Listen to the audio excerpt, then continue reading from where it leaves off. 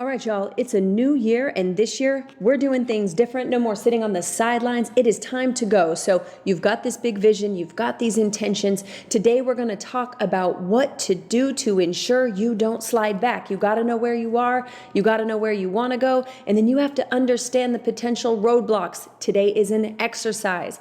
30 minutes fully packed with things that will immediately impact your life. So I hope that you get a pen and paper and get it done today. I love you. 2024, let's go. Whether you're a life coach, therapist, biohacker, invested in wellness, or in the healthcare profession, if you have an intention to work in psychedelic spaces, you're in the right place then. If you're called, get involved. But first, get informed. Let's talk the 4 N's: intake, intention, in-space integration, leading to deeper transformations. Psychedelic Coach Podcast, Todd Cole. Walk you through the process, it's all possible. Leave space for the follow through. Most importantly, integration is not optional.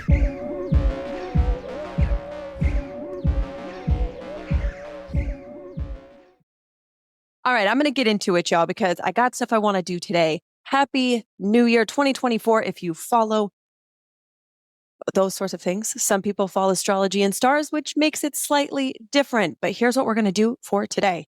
One of the most common things that I hear all the time from people is, why do I keep sliding back though? Why do I keep sliding back though? So, ready to rock and roll. Let me know first, before we even get started, what are you leaving behind in 2023? Like, what are you leaving behind? That's what I want to know for step number 1. What have you left behind? Because now we have stepped into a new year. What have you left behind? Number 2, let me know what you're calling in. What are you calling in? What is 2024 for you? If you were going to choose a word, if you were going to just choose one, I want to know what you are calling in. So what we're going to talk about today is, what do we do now? We've got this new opportunity, which we do every single day, by the way. But what do we do with this new opportunity and this new intention and what we want to call into 2024? Well, the first thing, I'm going to break this down into a couple things. Before I do that, for anyone that might be new to me, I'm going to do a very quick intro of who I am. My name is Cole Whitty, co-founder of the Condor Approach, co-founder of all things Ta Cole, whether you knew us from our fitness days or whether you know us here and now. And what I'm most passionate about right now is getting people to really embody and be who they desire to be, who they've seen in their ceremonies, who they've seen in their visions and their dreams. And the way that you have to really ground that in is not just mindset changes. I love NLP. I love a lot of these coaching methodologies, but you have to keep in mind that it is beyond just your mind alone, that there is a body practice. There is an element and component to this that is beyond just being able to mind your way through it. And that's what I want to talk about today. Because what do we do when life happens? Because ultimately, all willpower will fade. And if you rely solely on willpower, you're in trouble. I think it's easy for anyone to say things are going to be all rosy and butterfly and daisies until it kind of gets hard, right? And so that moment came for me. I had just left my first marriage. I read and consumed, dozens of times, the Tony Robbins. He has a program called Love and Passion. I listened to it over and over and over and over, and I got the mindset shifts. And I really started to understand more about relationships and how I had enabled in my first relationship and how I had also not only created dysfunction, but perpetuated it. And I did all this other reading on relationships and programs and all of this. And also, once I got into a relationship with Ta, when you can no longer escape yourself, it's a nice, cool concept up here. This is why, for me, I don't go pay for coaching from someone that's not actually living and experiencing the outcome that I want. Because it's a cool concept up here. But when it actually comes to putting the rubber to the road, if someone hasn't been in a long relationship, if someone hasn't built a business, if they're just regurgitating information, it's all up here. And that's what I don't want any of us to get stuck in 2024. Y'all have everything you need up here.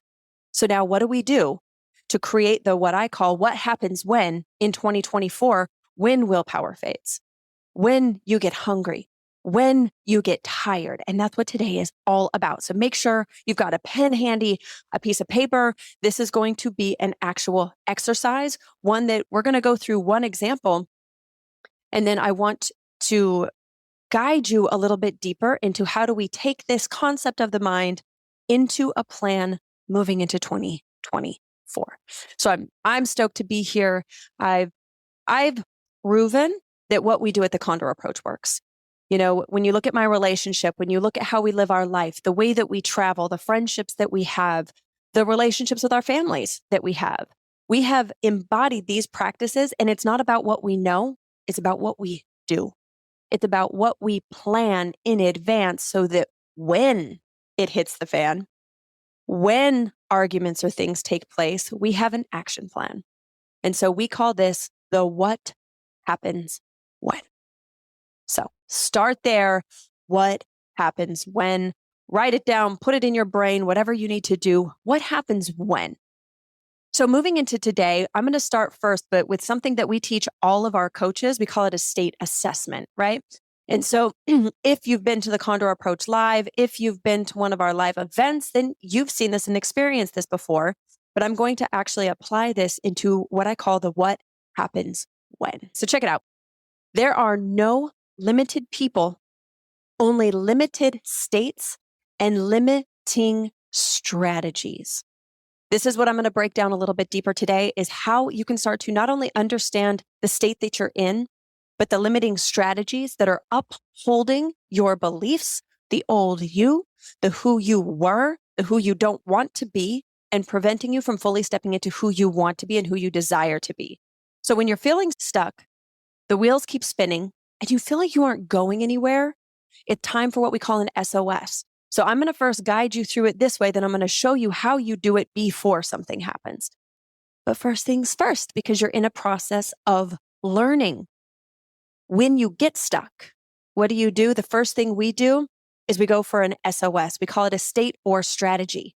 What's your state? What are the strategies that have gotten you kind of stuck there? So a state is a condition or way of being that can be beneficial or detrimental. A strategy is a plan or method that serves to create and or maintain a state. So my first tool, we've talked about it on past masterclasses before, is what we call the 3 Ps. You're going to pause and pull back. Think an SOS, emergency, pause, pull back, take a physical scan. 3 Ps, pause, pull back, take a physical scan. We are going to assess your state and your strategies so that you can get out of where you are and get back on the path of where you want to be, who you want to be, how you want to be. Pause and pull back. That's step 1 of freedom. Then you have to start to assess the state that you're in. So this is when you're in the moment and it's happening, or maybe shortly after the moment of it happening. And then by the time we get to about 20 minutes from now, I'm going to show you how to do that for future projections so that you can prepare for the what happens when. So SOS, oh crap, I'm getting sucked back into the old ways. Step 1 is the 3 Ps. Pause, pull back, take a physical scan. Now we're going to go into a state assessment. STATE equals S. So if you've got a piece of paper handy or you've got your phone notes, if you're driving, do this later or take a screenshot, just hit your little screenshot on your phone, save this for later. For us, a state assessment, STATE equals S. State equals strategies. S is the situation. T is your thought about the situation. Action, right? A is your actions as a result of the thought about your situation. Then we go to the triangle, which Ta unpacks in a lot more detail. We're going to stay very top down today. The triangle is the drama triangle, or what we call the oppression trap triangle. Victim, villain, or victor. Then we have E, STATE, emotion, 1, equals strategies. STATE equals S. Your situation, your thought about the situation, your actions as a result of the thought about the situation. Where are you in the triangle? What's the dominant emotion? And then when you complete all of those questions, you find out what strategies are keeping you stuck. So the situation, I like to write this down the left side of a piece of paper, STATE equals S. What is the situation? When you do those 3 Ps, you pause, pull back, I like to imagine that a condor is grabbing me by the shoulders and lifting me up high above the situation that I'm in and looking at the facts. Now, the facts are without the emotion or the thought. Example, if I walk out of this room and Ta's not here, what a lot of people will do is they'll say, Ta left me. My situation is my partner left. That's not a fact. They just may not be here. But let's say that Ta went to the store to get groceries because I was out of kombucha and he wanted to go get me my favorite kombucha. So his story is different than my story. The fact of the situation is Ta would not be here. That's the fact. Whether he left me, that is my opinion. And that is based off what the dominant thought is going through my head. So the situation is the fact that everyone could agree on. So the situation would be if I looked out here, Ta's not here. That is the only fact. So the situation would be Ta's not here.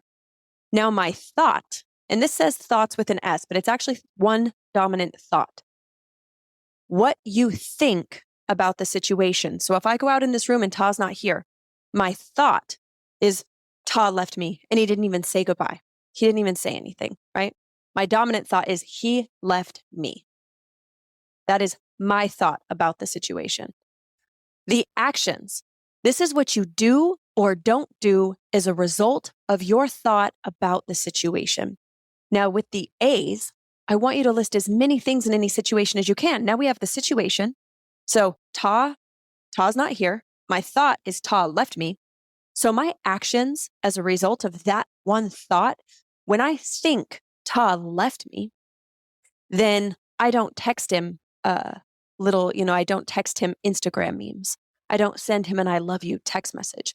I don't clean up the dishes because I know he doesn't like dishes in the sink, right? Because of my thought about the situation, that's what impacts my actions. STA, actions. So what are all of the behaviors or acts that you do when you think that thought about the situation? This is when we go to the triangle. The situation is Ta's not here. My thought is he left me. My actions means I'm not going to send him sweet little memes. I'm not going to send him Instagram reels I think are funny, right? So if I look at this oppression trap triangle, which we'll unpack on other days, it's very complex. There's a reason why we do, hours upon hours just on this one piece at our live trainings. Because when we talk about how each one is oppressive, it's game-changing stuff. And if I had more time, I'd break it down today. So we're going to stay general. The OTT, victim, villain, or victor. STAT, triangle. Where am I in the triangle? Well, I'm feeling like a victim because my thought is Ta left me.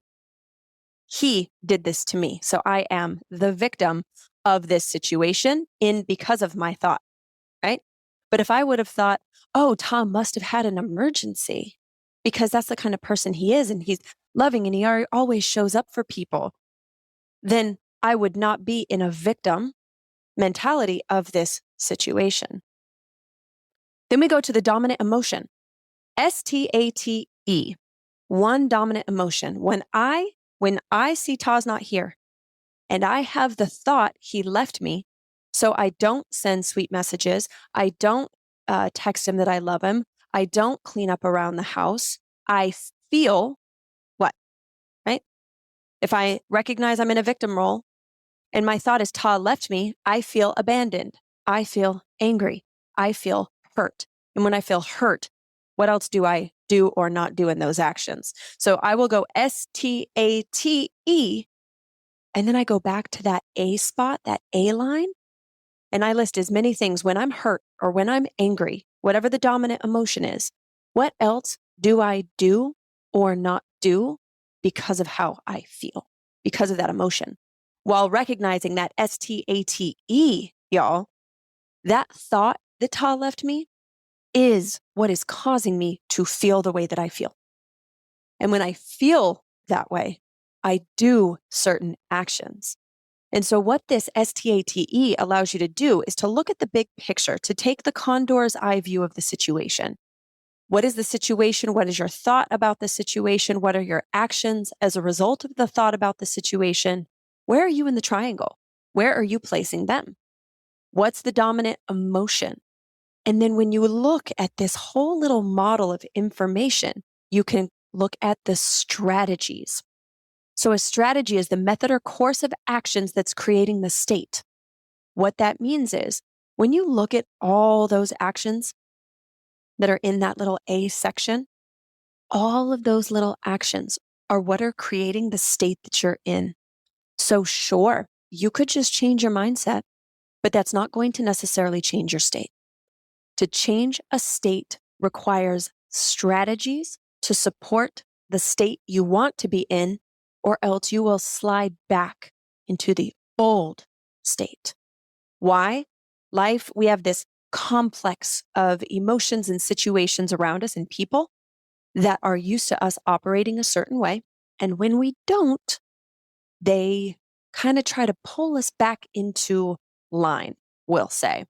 So here's what I want you to do. I want you to take a piece of paper and write down the side of a piece, STATE equals S.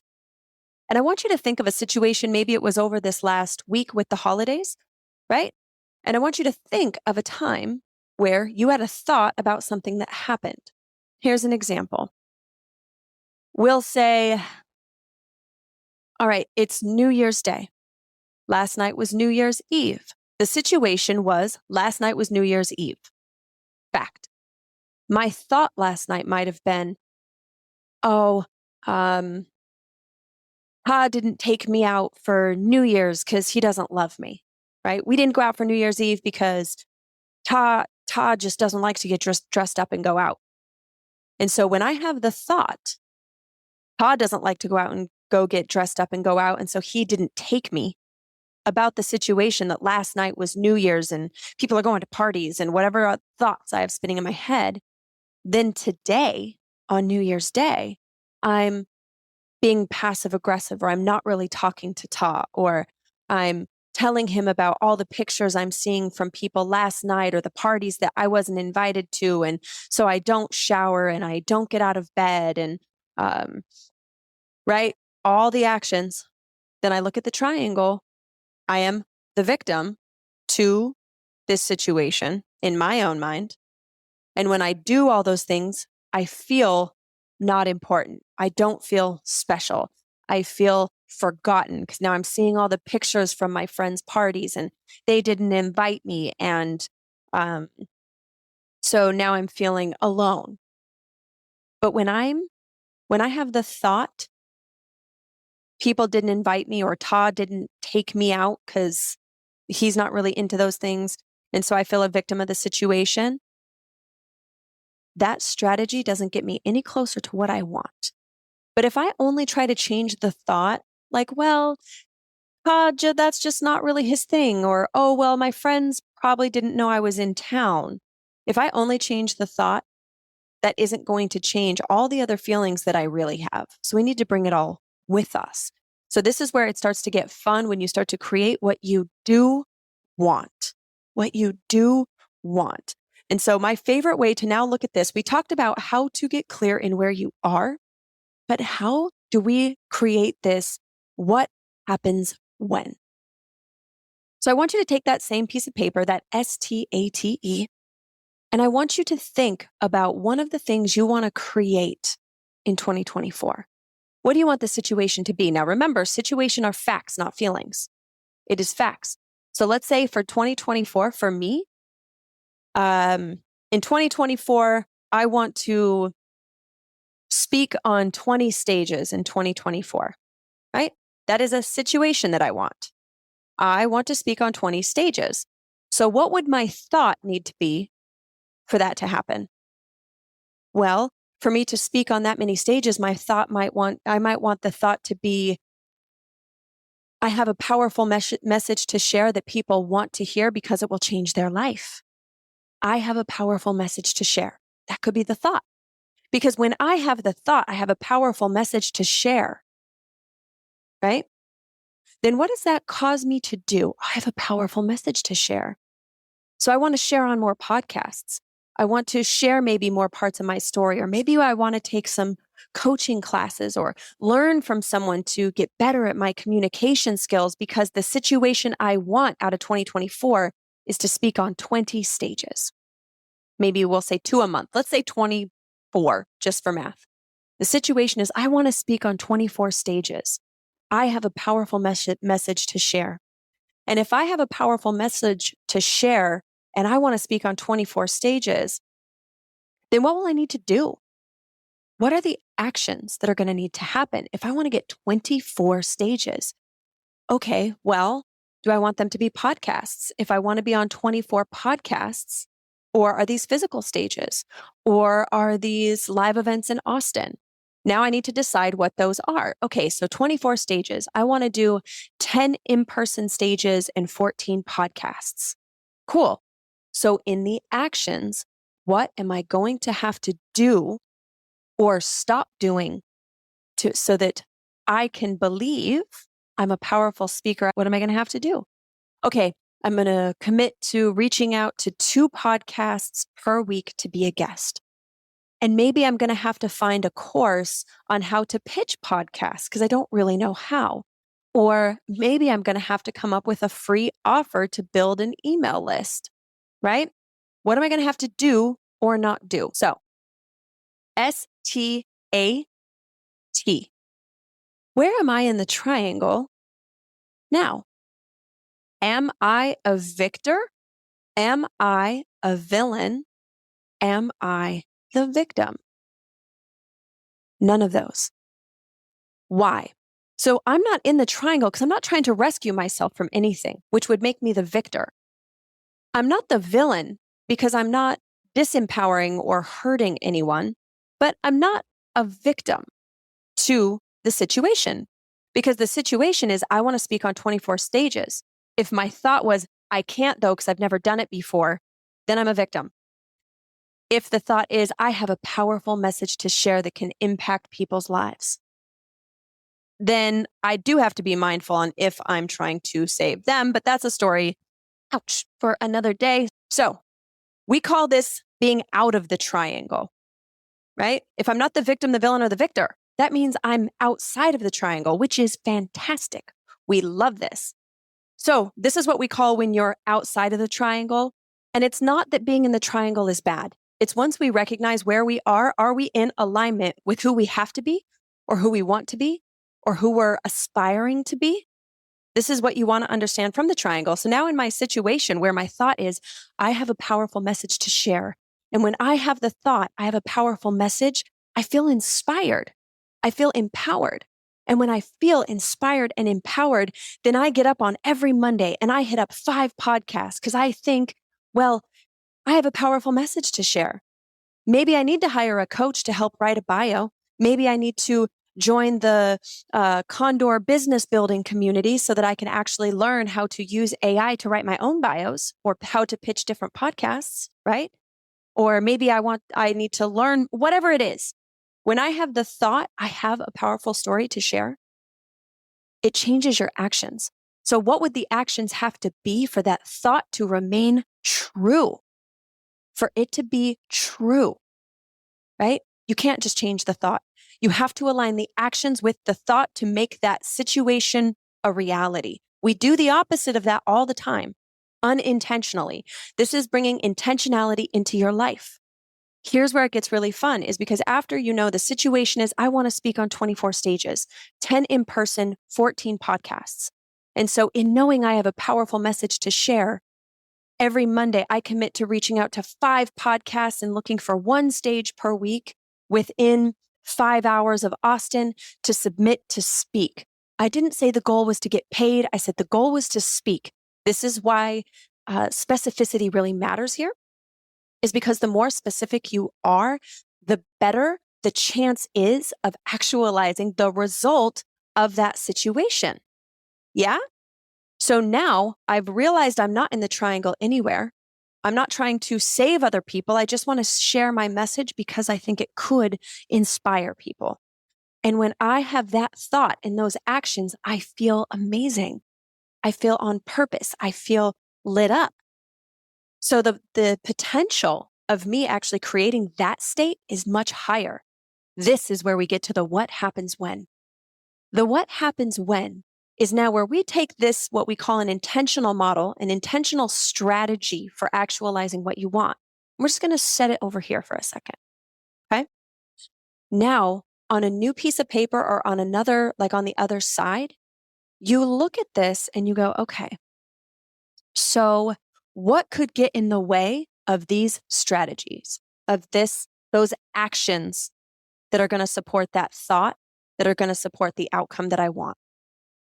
Okay, well, I said that I want to reach out to podcasts every Monday, but Mondays are when I do Masterclass Monday. And sometimes I'm doing slides the morning of, and sometimes I'm more tired. So I'm not really sure if Monday is the good time to schedule that. I said Mondays, but the problem is I could end up putting it off because Mondays tend to be crowded. Okay, so the problem I could see, the obstacles that I could see is if I say Mondays are the day that I do it, but that's often a day I'm more tired because it's a very content heavy day, there's a chance I won't do it. Right? And I want you to write every possible roadblock you could imagine on the other side of that piece of paper. People, your job, kids, because the more radically honest you get with yourself of what are the obstacles of that, then you say, great, now that I know what all the obstacles are, what do I choose to do knowing that? So that when it's Monday, if I go, no, I really want to do this Mondays, I want to make this a part of my work schedule. How can I create the strategies to support that actually happening? And it might be that you're trying to change a relationship. It might be that you're wanting to re-articulate a job or you want to ask for a raise, but you want to, really show up before you ask for the raise. So this is something George Bryant says. I think this will really kind of like pull it in for us for today.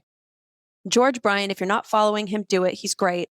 He's great for people that are trying to not just build their audience, but have authentic connection. He says relationships beat algorithms. And what he says is, what is the floor and what's the ceiling?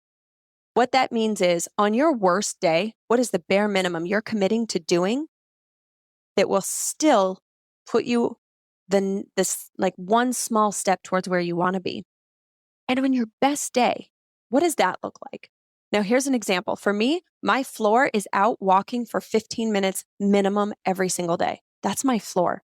I know that even on my worst day, if I will at least get outside for 15 minutes, that breath, that air helps me in my forward trajectory, not only in this business, but also in life. So it's not always having to, all right, well, I have to at least do one. What's your floor? What's your ceiling? What is your man, if I'm rocking it, then I'm going to submit to 5 podcasts every single Monday. And I'm going to go to the gym and I'm going to lift heavy twice a week and I'm going to go to yoga once. That's my ceiling. That's my if I do that, man, I'm on fire, rocking it. Everything in life is working, and recognizing where the floor is. Because what happens is if we keep missing the ceiling and we see we're kind of stuck on the floor, that's where we can start to go under where we really want it to be. And as someone that has been doing this work intentionally for 15 years with psychedelics, without psychedelics, with master teachers, without master teachers, with mentors of all different kinds, the most impactful thing you can do is know what is the bare minimum to still remind you who you are and who you desire to be. So step 1 is you've got to know where you are in your state assessment, STATE. Where are you? Where do you want to go? What could get in the way? And what happens when it does? Instead of trying to pretend it won't, just have a plan. My backup plan is that I go to Ta, or if Ta sees that I'm not singing, if Ta sees I didn't go for my walk, then my backup strategy is for Ta to say something to me. I asked him, if you see me go more than 2 days, I haven't gone outside for my walk, can you please say something? I can skip one. But if it's 2, I need you to help get me outside. Just 10 minutes. But it's knowing that it's so little. Once I'm outside, it's rare that it's only 10 minutes. So what's your floor? What's your ceiling? What is your state or strategy or both? And y'all, if I had more time, I could go into so much more detail. But this is, again, just to get you started. This is to keep it simplified. If you want to really dive into these concepts and know how you can use this for ceremonies, retreats, your personal life, your business, whatever, come to the Condor Approach in February. We'd love to have you. It's only $9.97 if you put friend of Condor at condorapproach.com. Friend of Condor at condorapproach.com or thecondorapproach.com. We would love to have you there, y'all. It's one of our favorite things. Oh, Emma asked where to find George. So it's George Bryant. If you go to mindofgeorge.com, he's great. Really authentic, heart-driven, love everything about him. And we've got more coming at you next week, y'all. This is it for today. Every Monday, we're going to bring you little bits and pieces of concepts. If you want to dive deeper, come to the live event. It doesn't matter if you've been before. You can come back for $9.97 for 3 days. This is February 22nd, 23rd, 24th. And we go deep. If you've been to the event before, you already know that not only do you get to connect to the concepts, but you get to connect with people. And truthfully, honestly, people make lifelong friends here. You know, people that have been a part of their life, like a big part of their life moving forward. And we would love to see you there. So this is it for me for today, y'all. We want to see this group grow. So I would love for you to send a message. Don't just do the invite button. That's creepy and non-consensual. But I would love for you to share this episode with a friend at the Psychedelic Coach podcast. So many options, so many things to do. We want to see this group and this community grow. We'll be doing this every Monday. My name is Cole Whitty, co-founder of the Psychedelic Coach podcast and the Condor Approach Program. I can't wait to see you all soon. February is going to come up quick. We've got new courses coming out. Y'all, this year is packed and we're super stoked. And I can't wait to see you there. Until next time, be easy, be free, and peace. Love y'all.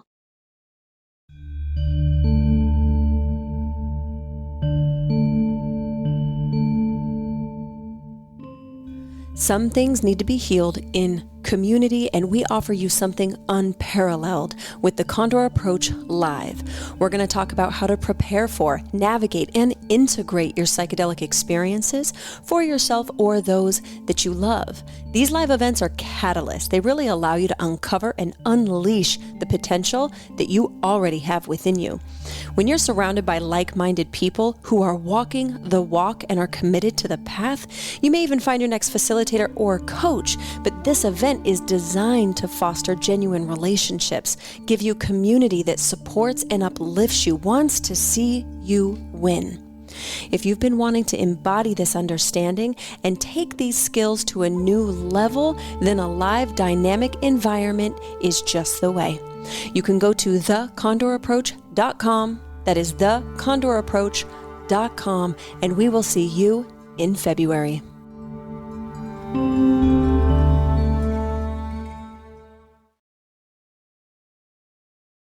Integration is not optional.